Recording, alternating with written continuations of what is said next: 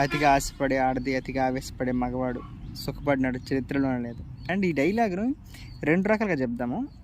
అతిగా ఆశపడే ఆడది, అతిగా ఆవేశపడే మగవాడు సుఖపడినట్టు చరిత్రలో లేదు. అతిగా ఆవేశపడే మగవాడు, అతిగా ఆశపడే ఆడది సుఖపడినట్టు చరిత్రలో లేదు.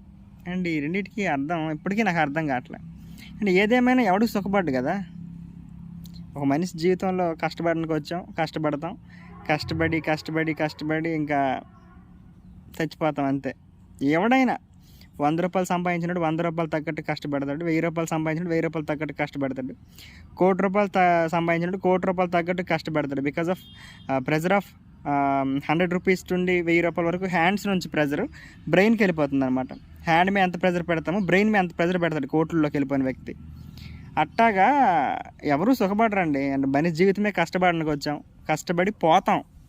ఆ పోవడం ఎప్పుడు వస్తుందా అనేది అంటే వెయిట్ చేయాల్సిందే.